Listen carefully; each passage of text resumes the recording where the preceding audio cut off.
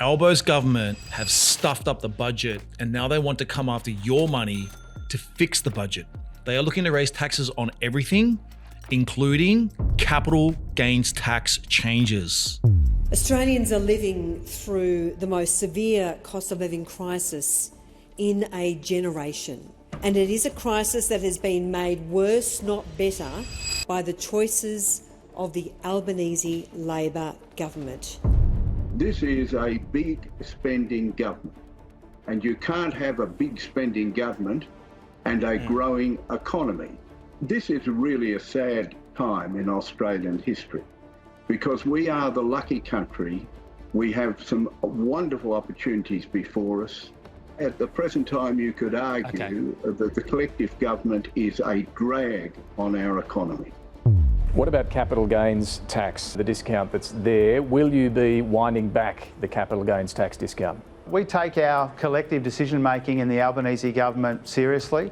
Any further steps would be a matter for Cabinet, but we've already got a big agenda on tax and housing, and the focus is on rolling that out. Hey guys, Scott here. There's a lot of noise flying around right now about the government targeting the capital gains tax discount to raise additional tax revenue, and it's making everyone really nervous.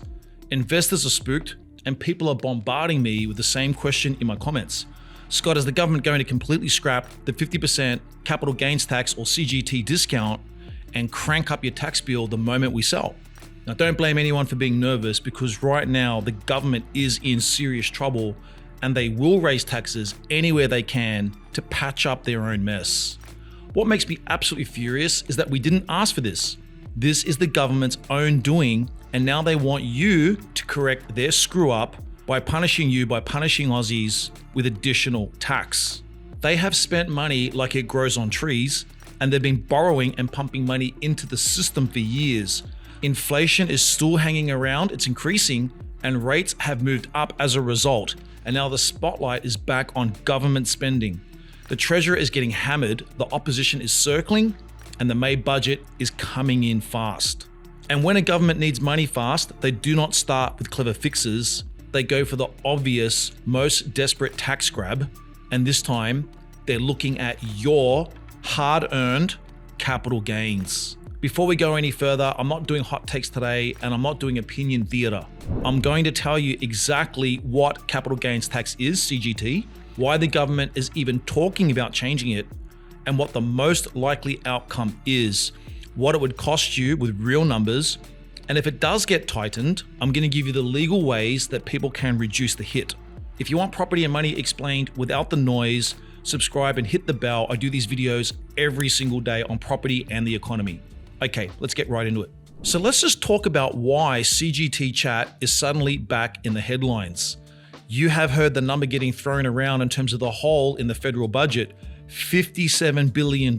And just so you know, that's not a one-off $57 billion. This is $57 billion every single year. In simple terms, it means the government's budget position is now $57 billion worse than what it was previously expected over the medium term.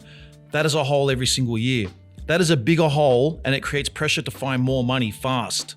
Now add the timing in. Treasury also publishes what these tax breaks cost every year, and that is why CGT is suddenly such a tempting target.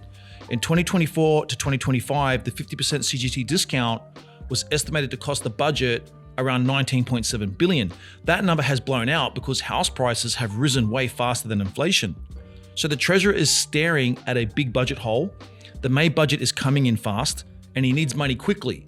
When that happens, you go straight for the biggest pools of cash, and a tax break worth around $20 billion a year tied to property and shares becomes an obvious target. You've made money, so we, the government, would like to take that to fix our problems.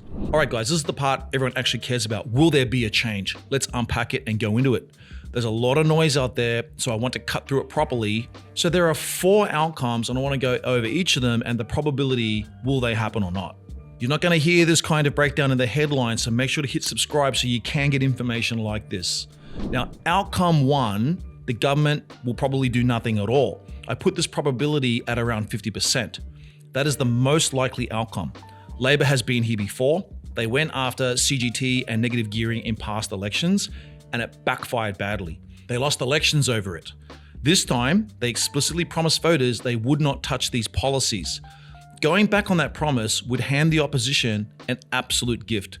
It would dominate the campaign, spook investors, and alienate a huge chunk of voters.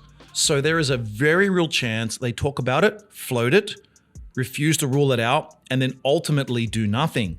Pure politics. Outcome number 2, they do a straight trim to the discount. Probability, I put it at around 30%.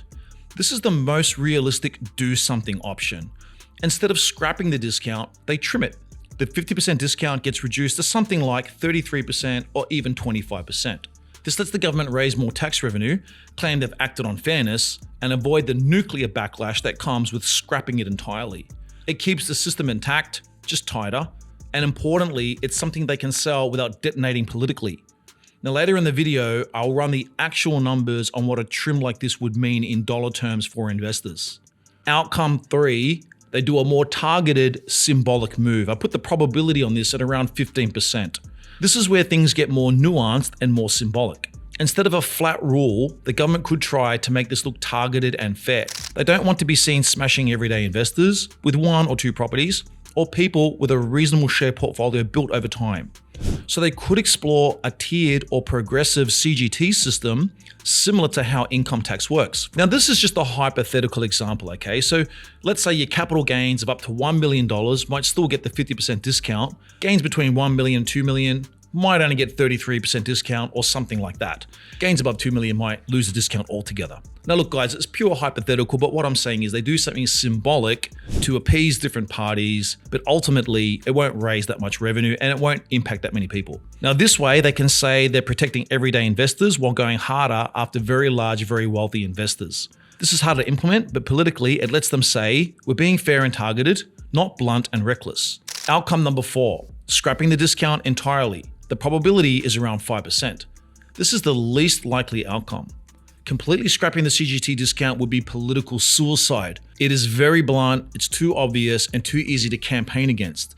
It would hit too many voters at once and directly contradict an election promise.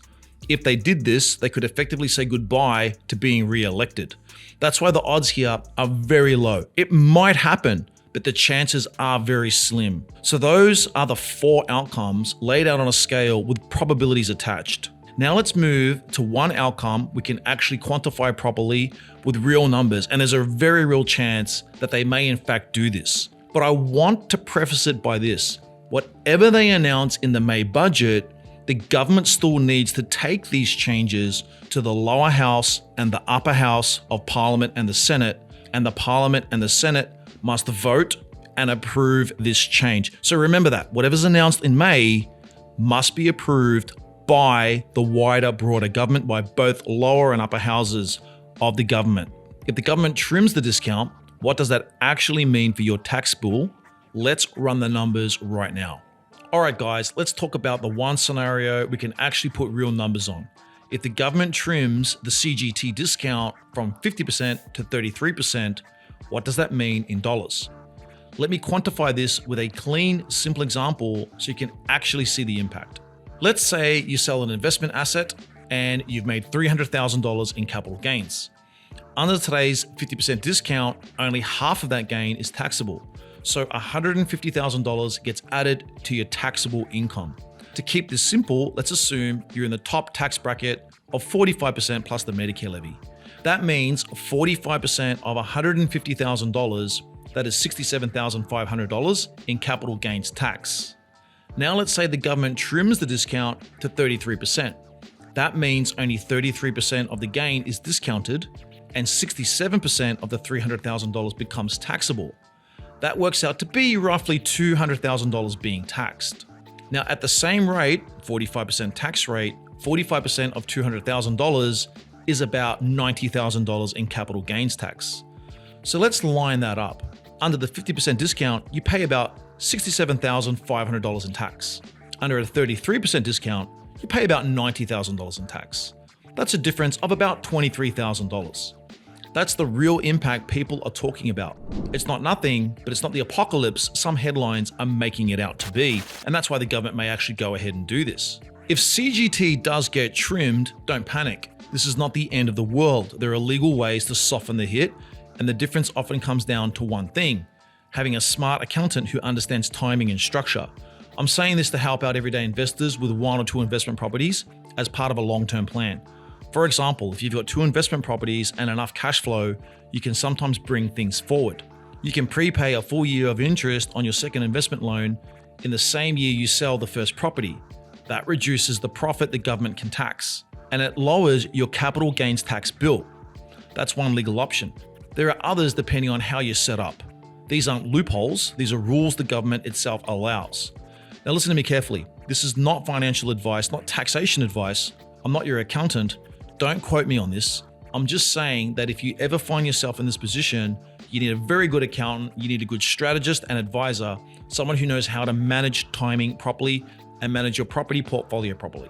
There are also ways to tap into the wealth from your property portfolio without selling and therefore not incurring any capital gains tax at all. That's another video. I do want to say this, if the government does change the CGT tax, it will not happen overnight, and grandfathering is the most likely path. If the government does change CGT, it still has to go through Parliament. That is a process. It is slow, it gets debated, it gets negotiated, it gets attacked. It does not usually flip overnight. And even if it passes, the most likely path is grandfathering. That means the change will likely apply to new purchases made in the future. Not everything you already own, and possibly not the things that you lock away in the next 3 to 6 months. So timing could be critical here. So if you already own property and you're panicking that your existing holdings are instantly going to be treated differently, that is usually not how these big changes are built. Now this creates a very important point. If you are worried about what happens next, one way people protect themselves is by getting positioned before any start date, because grandfathering usually draws a line in the sand. And right now, sentiment is shaky. Rates are higher, headlines are ugly, and a lot of people are hesitating. Every person that's on the sidelines, not in the game, means less competition, and that can give you, a property investor, more bargaining power today. I'm not telling you what to do. I'm telling you what the market dynamics are when fear rises and buyers pause. So let's land this. A CGT change is being floated because the government is under budget pressure and they need money fast. They will not say that out loud, so they sell it as fairness and housing reform, and right now they're testing the public to see what the public opinion will be. I think there is a strong chance they do not touch it because they have been burnt before and the political risk is massive. If they do change it, the realistic version is a trim, not a full scrap, and on a $300,000 gain, the extra tax could be about $20,000. If you are a serious investor with more than one property and strong cash flow, there are legal strategies that can reduce the hit by managing timing or structure, but you need proper advice. Now, I want to hear from you. Do you think the government is doing this because they want fairness or because they are desperate for revenue after blowing the budget? Do you think a CGT change could make housing more affordable, or does it just push costs onto renters and squeeze everyone harder? Drop your view in the comments. I read them and I want to know what you're seeing on the ground. And if you want more breakdowns like this without the spin, subscribe and hit the bell so you don't miss the next one.